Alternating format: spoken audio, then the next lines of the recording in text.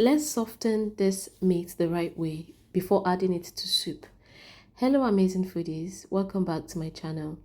As you can see, this Ponmo is softened and ready to be enjoyed. To know how I achieved this perfect result, all you have to do is to come along with me and trust the process. Now let's get started. First, I'll proceed to clean the Ponmo in water. One thing about the Ponmo that I am using for this recipe is the fact that it contains meat. And because of this, the cooking process as well as the methods will be a little bit different. But I can guarantee that the result is outstanding. After cleaning, I'll proceed to pour a lot of cooking oil in my pot.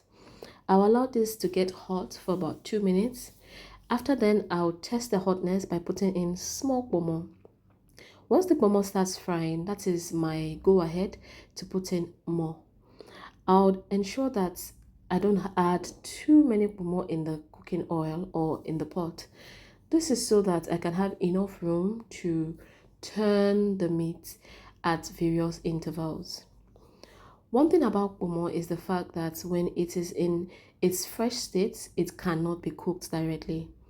This is because it is very hard to soften. And once it's cooked directly without following the process that I'm about to show you in this video, the Ponmo is going to be very hard. Even till you finish the soup, it will still be hard. But once you do exactly what I'm showing you, you would realize that immediately after cooking your soup, you can begin to eat your Ponmo. You don't need to have any waiting time. After frying for about 2 minutes, I'll proceed to turn and allow to fry for 7 more minutes or till it becomes dried, just like this. You would notice a significant difference in the size. Yes, the frying process has shrunk the Ponmo, which has made it smaller, but then it's going to make it easier to soften. I'm going to explain this much more later. But if you're new to my channel, hello, this is the Online Cook. Kindly join this amazing family by subscribing. Now, after this first method, I'm going to show you the second method using the second batch. For the second batch, I'll go ahead and pour all my Ponmo in the cooking oil. Then I'll lightly separate it so that everything can get into the hot oil.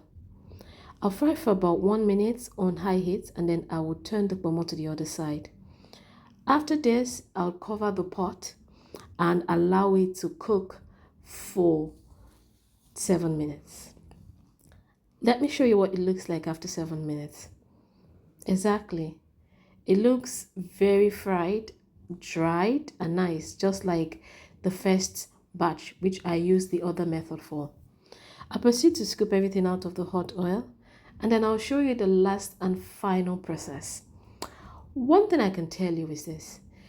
After that final process, cooking Ponmo to ensure that it's soft is so effortless because as soon as it gets into the soup, could be stew, egusi soup, any soup of choice, and it's cooked with the soup, the Ponmo would be ready to be eaten immediately compared to when you have to wait for like a day or two for it to soften. So, now that I have scooped out all the Ponmo from the hot oil, it is time for me to tell you one thing about this. Many people enjoy Ponmo as a form of delicacy, even though it's just cow skin. But this is exactly what it looks like now that it's fried. And I can tell you that it's going to expand back to its normal size much later. So there's no need to worry. I'll put in the dried Ponmo in my pot. I'll put everything in the new pot. And then I'll proceed to season with few ingredients just for taste. I'd add 1 chopped onions, 1 teaspoon of salt, and 1 stock cube. I'll proceed to add about 2 cups of water, and then I'll give it a nice mix. I'm almost getting to the end of this video, and I hope you've learned a thing or two about how to cook Ponmo. After mixing very well, I'll cover the pot and I will cook for 10 minutes on high heat. Trust me, as soon as this is done, you can immediately bite into the soft momo after cooking because it will be so soft and ready to be enjoyed.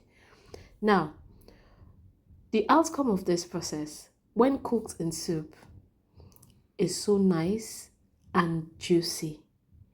And I've come to the end of this video. And as always, it's a privilege to be here. Make sure you try this recipe. Bye.